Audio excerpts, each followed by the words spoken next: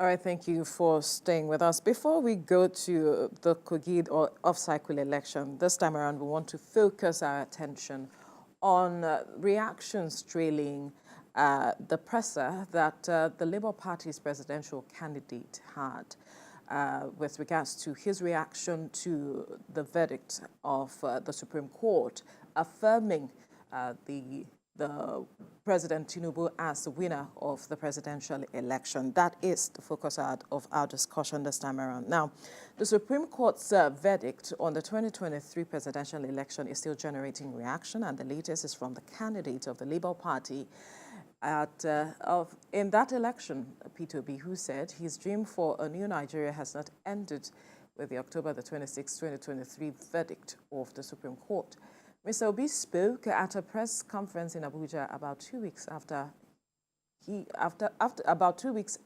Now, he faulted the judgment of the Apex Court that affirmed the electoral victory of President Bola Tinubu of the All Progressives Congress. He agreed that at the end has come to the legal battle of the last election. Addressing his supporters, popularly known as Obedience, the former governor of Anambra State said a destination is not an event, but a journey. Look at the level of people they said now are going into temporary depression and everything. That's our commitment for now. We want to start talking about issues that put people into poverty. We want to deal with the issue of hunger, issue of productivity and everything. As we go along, we'll know. We don't regret anything we did. We came out and campaigned on a new Nigeria. No other party did. And we remain, our position remain consistent. We're consistently consistent on that, on a new Nigeria. And in a swift reaction to the Labour Party presidential candidate in the last election, Mr. Peter Obi's press conference, the presidency has described his comment as contradictory and delusional. In a press release by the Special Advisor to the President on Information and Strategy, Bayo Ononuga, he argues that Mr. Obi is only copying the PDP's counterpart, Atiku Abubakar, who refused to accept defeat, but rather cast aspersion on the judiciary. According to him, he wondered how someone who came a distant third will lay claim to victory. He accused Mr. Obi of running the most hateful, divisive, and polarizing campaign that pitched Christians against Muslims and one ethnic group against the other. Well, joining us in the studio is Olutubosun Oshufora, a lawyer and social development advocate. Good morning. Thank you for joining us. It's a pleasure to be here. The judiciary seems to be on trial with with all of the statements coming here and there. Let me just quote what Mr. Obi said. He said the Supreme Court exhibited a disturbing aversion to public opinion, just as it abandoned its responsibility as a court of law and policy. Let's get your reaction. First off, I think, I can't remember when now, but in one of our interviews here, I remember we talking about the fact that one of the things, the only thing people learn with election is they just want to win.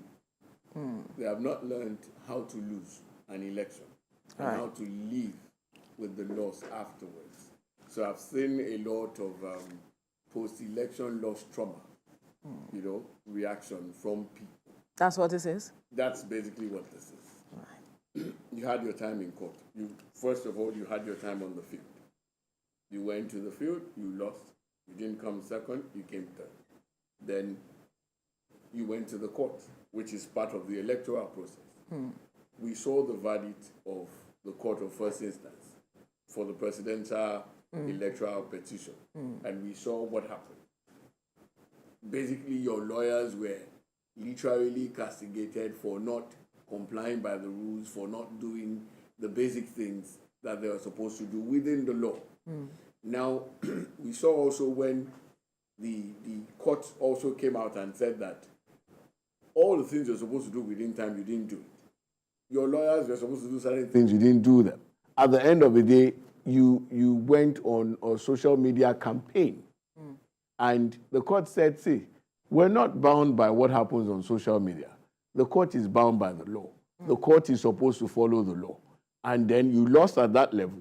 You came to the Supreme Court. The Supreme Court, in no time, discarded what you brought, that it didn't make sense. Then the Supreme Court affirmed the position of the Court of First Instance, that's the Court of Appeal. And then you're now making a press conference.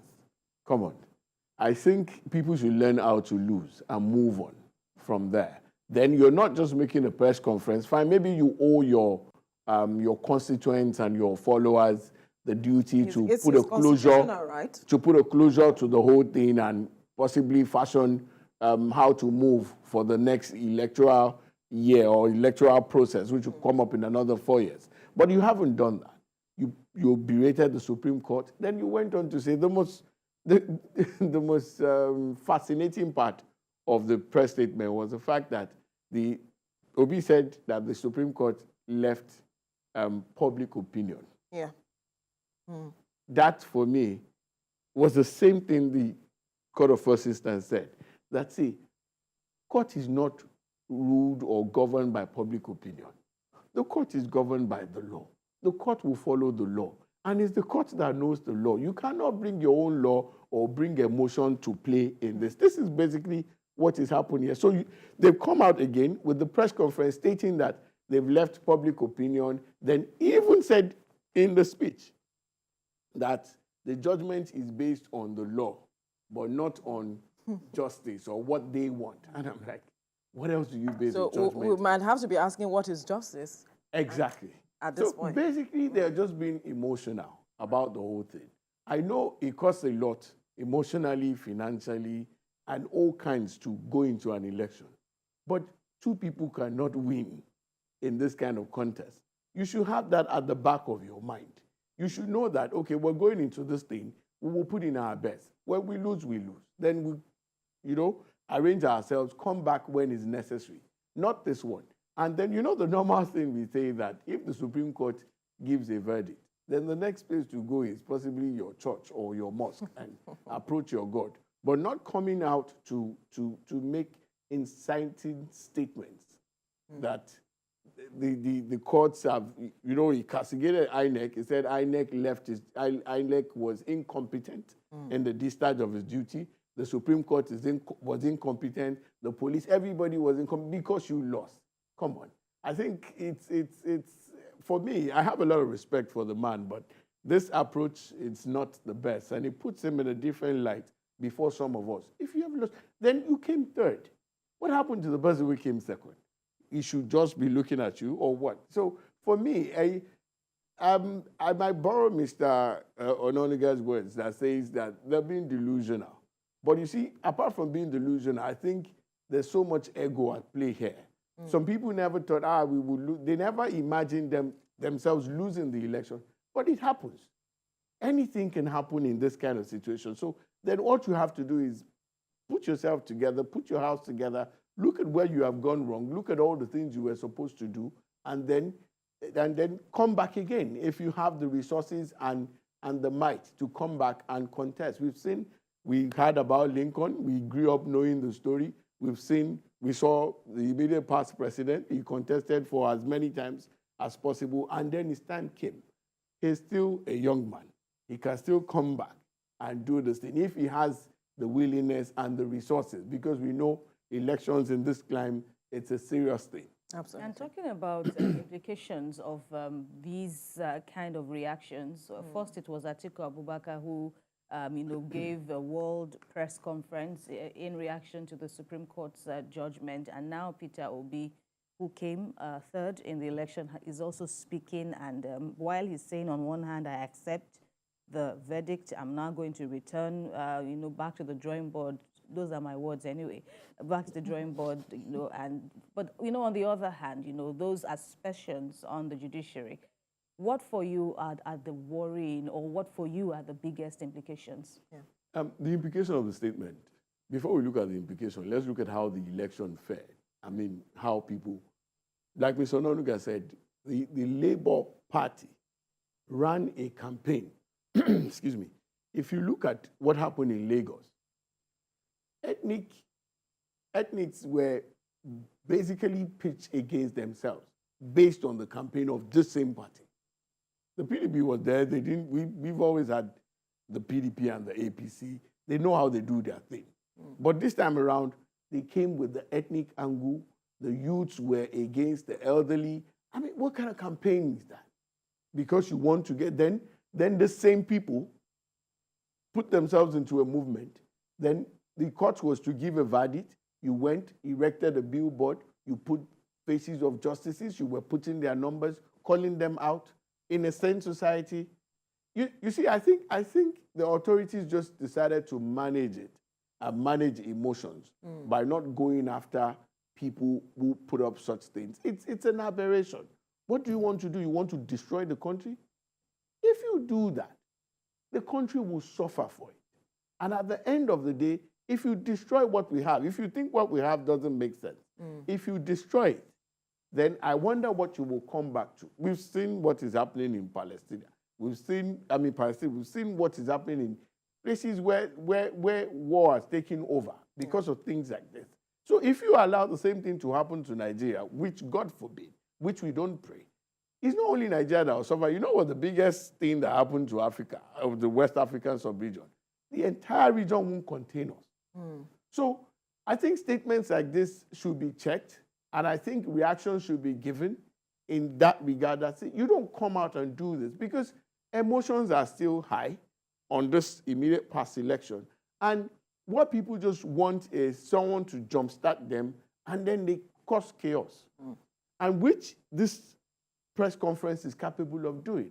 I was discussing with a friend of mine yesterday, Fola Ojiba, and he said that the authorities should actually rein in instances like this, that you don't allow people to just come, and in as much as there's freedom of speech, your freedom of speech is limited by law.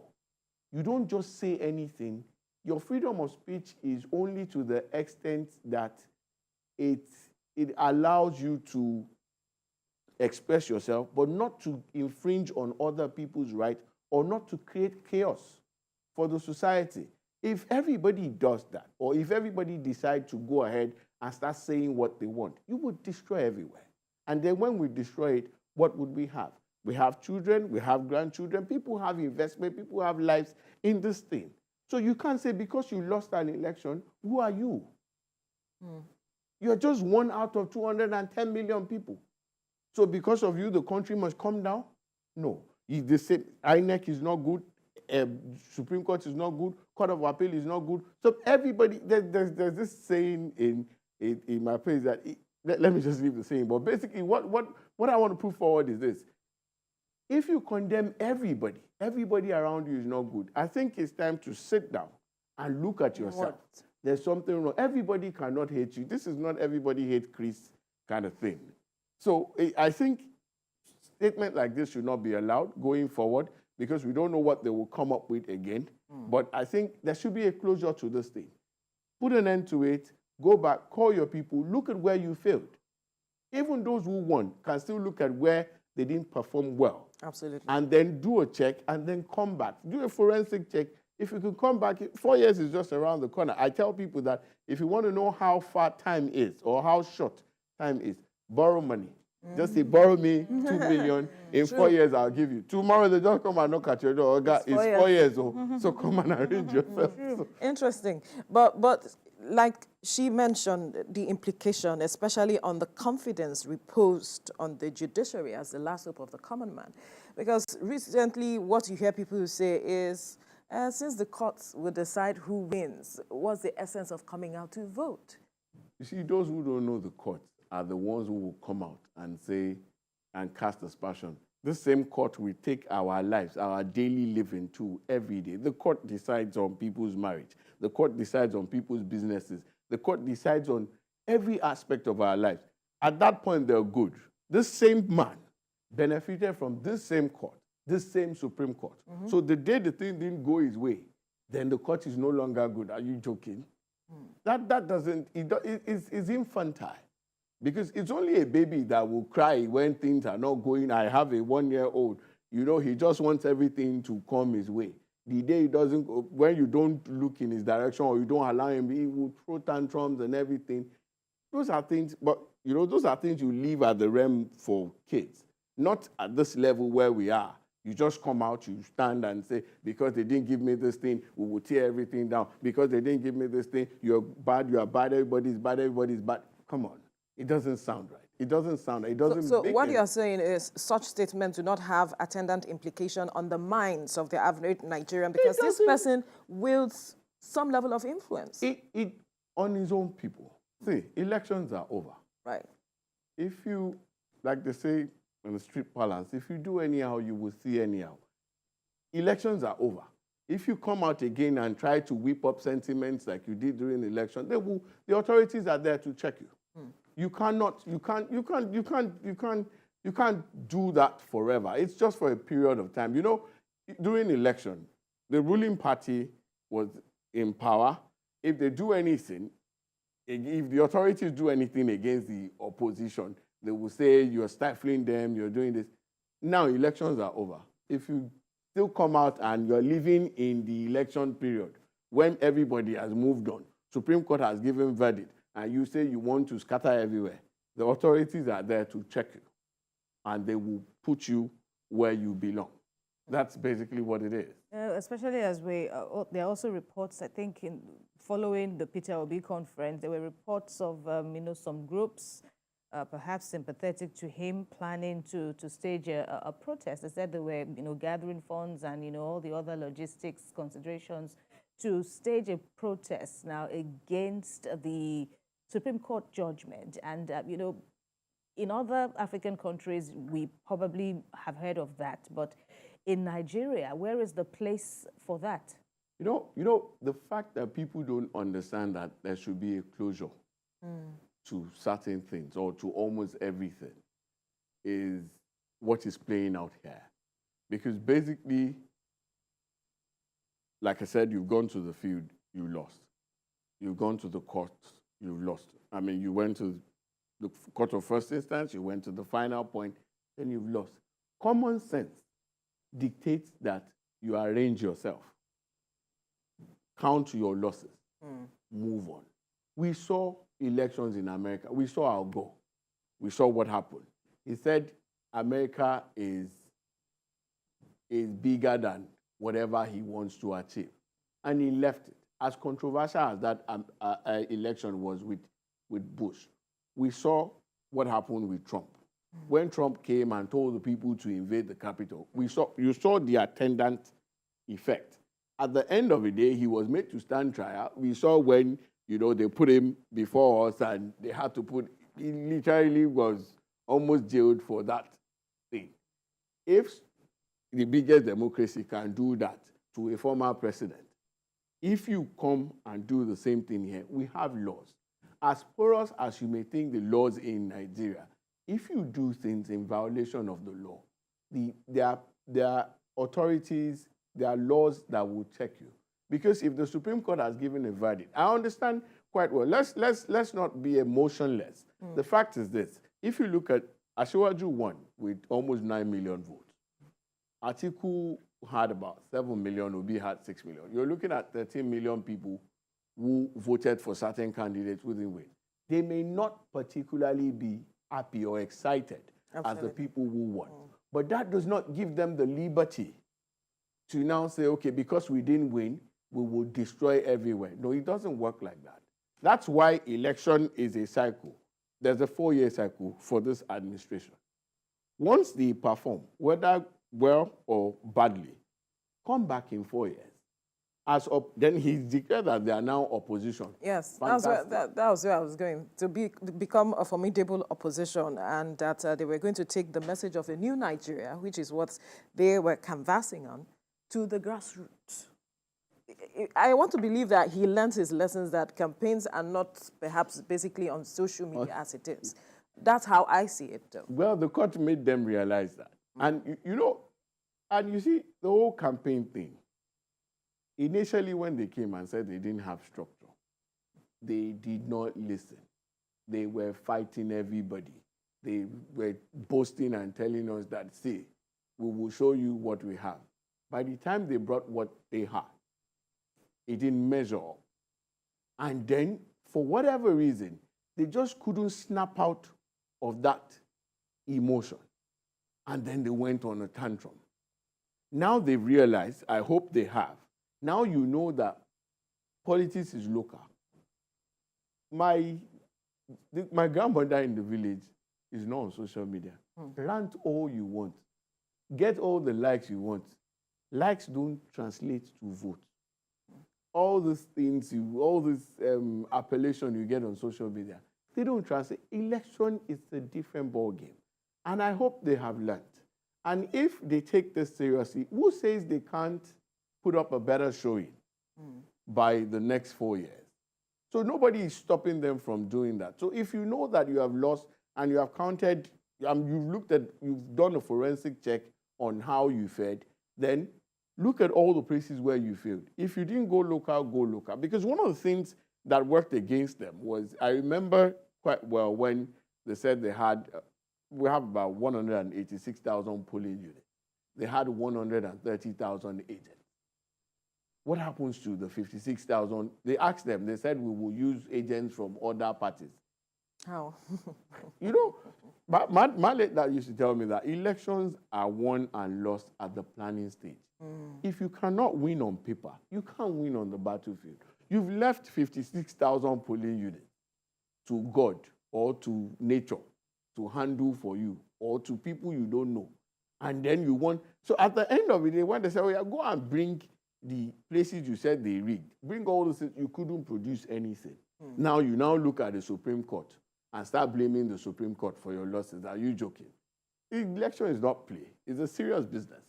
Mr. Obi also, mentioned in his remarks at the conference, he seemed to borrow some leaf from the valedictory remarks of retiring Justice of the Supreme Court, Tijo. And, that statement from the eminent jurist also sparked some controversy, refreshing worries as to the current standing of the Nigerian judiciary. And, that has also opened room for so many varying reactions. I just wonder where you stand on that, because there were some faults that the retired justice, slammed on the leadership of the judiciary in Nigeria, which may or may not have some implications on how people perceive the judiciary. Yes. I always say everywhere I go that the biggest room in the world is a room for improvement. There's always room for improvement in anything you do. Is the judiciary 100%? No. Is there room for improvement? Yes. Now, without saying anything against the Honorable Learned Justice Tijo, his head is big. He had a reason for saying that. Some of us have, I have my practice in Lagos, I practice around the country. Some of us have reservations on some things. But is that the total score of the judiciary? No. We all have our downside. You cannot judge me based on my weakness. You can highlight it for me to improve on it. There are areas, there are things we need to improve on that the judiciary needs to step up. But you cannot use that to define the judiciary. Like I said, people's lives and living and livelihood are determined daily by this same judiciary and based on justice. And people are happy and they move on. Now, so you cannot bring one glitch or one hitch or a few skirmishes here and there and use it to paint the entire. There are fantastic judges. There are fantastic magistrates everywhere. There are fantastic justices who give sound, unbiased judgment every day. So what happens to them? You blame them because one judge somewhere did something that was outside what he's supposed to do? No. Right. Among his grouse was the Justice Tijo, that is, was that, the depleting Supreme Court bench, two zones, in his words now, don't even have any representation on the bench. And, that for him is its implication. Is indeed worrying. Yes, it's worrisome. I share the view. And the fact is this, most of these justices are retiring. I think himself retired a day before the panel that sat on the presidential appeal, election appeal. Now, so initially he was even penciled down to be a part of, so most of them are retiring. I think it's for the body responsible to quickly look into that and make sure that the necessary things are done. And I'll tell you the implication even on us that are practicing. I'm on different platforms, my law school, my law class, and different legal platforms. And people talk about what happens at the Supreme Court. You're given dates 2025 for a simple application that it requires urgency. And the reason is simple. There are not enough justices to sit on these matters. In fact, on my class group, there were people advocating that maybe we'll look at the American system where each state will have its own Supreme Court, and then certain matters of national interest will be the ones that will go to the main Supreme Court. Because, sincerely speaking, you get a judgment here, somebody appeals, at the Court of Appeal, it takes forever before you get a date for hearing. And, so all those things really affects lawyers and the practice. And these are things that I think the necessary bodies affects the public. So they need to look into. But I won't come because of that and say that the judiciary is a mess. No. The same judiciary, I mean, you see, judges, I've had instances where my case was called around 5 p.m. Got to court before 8. Court sits at 9. Now, so these are people working under strenuous conditions. So I think that it's the government, it's the executive and all the necessary parties that should come in and come to the aid of these persons. Instead of castigating them or trying to bring them down in the eyes of right-thinking people, we have to look at how to improve their lives. Look at most of these justices. I mean, these are facts before everyone. A judge will retire 2 years after they die. Most times. Most of them don't last 5, 10 years.